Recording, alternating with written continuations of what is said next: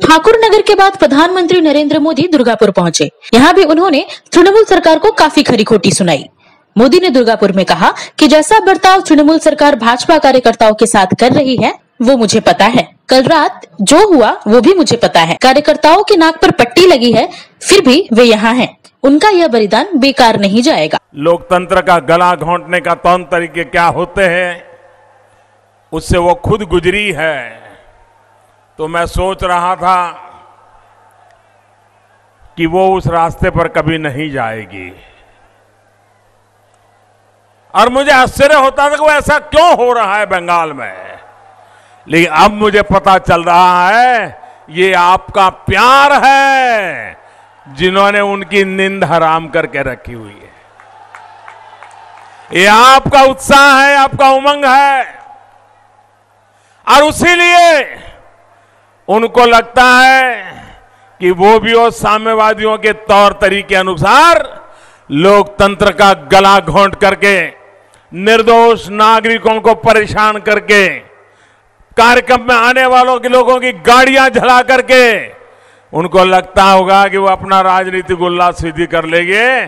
तो वो समझ लें, न साम्यवादियों ने हिंसा को बंगाल को दबाया में सफलता मिली है, न टीएमसी की हिंसा बंगाल के मिजाज को बदलने में दबाने में कभी सफल होने वाली है।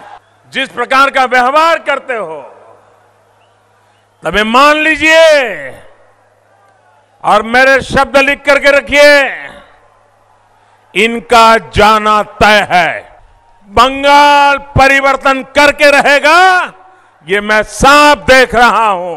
रोड, रेलवे, वाटरवे, बिजली, कोयला, पेट्रोलियम और स्वास्थ्य जैसे विषयों से जुड़े हुए हैं। इन परियोजनाओं के लिए राज्य सरकार से जो सहयोग मिलना चाहिए था वो केंद्र सरकार को जरा भी मिल नहीं रहा है। लोगों ने उनको पूछा कि आपको ऐसा कैसे मदद मिल गई, तो बेचारे गरीब भले भोले लोगों ने उनके मुंह से निकल गया कि मोदी जो योजना लाया है ना उसके कारण मेरा ऑपरेशन हो गया, मेरी जिंदगी बच गई। अब ये बंगाल के गरीब के मुंह से मोदी का नाम निकला तो दीदी की नींद खराब हो गई।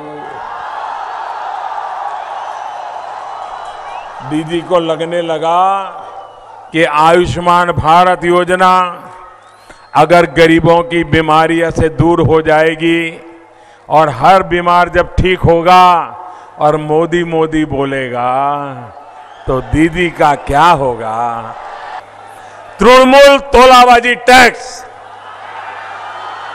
कॉलेज में एडमिशन हो, टीचर की भर्ती या ट्रांसफर हो, लोग बताते हैं कि सब जगह तृणमूल तोलाबाजी टैक्स लगता है। जगाई, मथाई, सिंडिकेट, ट्रिपल टी, इस कल्चर को चुनौती देने वाला आज तक कोई नहीं था। इसलिए पश्चिम बंगाल की परंपरा और महान संस्कृति से खिलवाड़ करने की छूट इनको मिल गई। अब ऐसा नहीं हो सकता। गरीब किसानों, मध्यम वर्ग से जुड़ी योजनाओं का जो पैसा खा जाते थे अब उनकी दुकानें बंद हो गई है।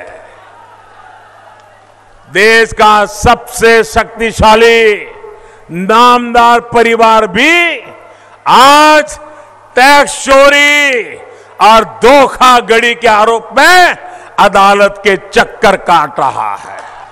ये राजदार इन सभी के काले कारनामों के राज खोलते जा रहे हैं।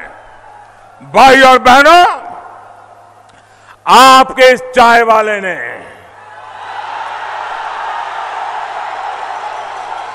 अच्छों की ये काली कमाई और गोरख धंधे बंद कर दिए हैं।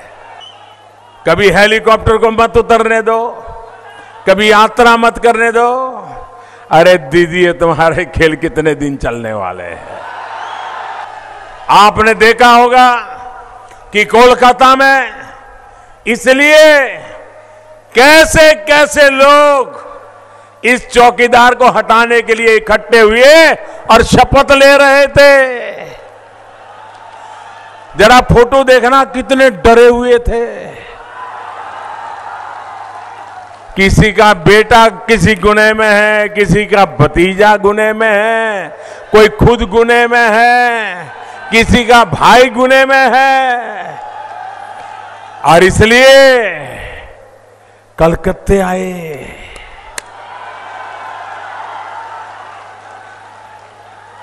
वो लोग 4 वर्ष पहले तक एक दूसरे का चेहरा देखना पसंद नहीं करते थे। जो चीख चीख कर एक दूसरे को जेल भेजने का ऐलान करते थे, वही गले लग रहे थे।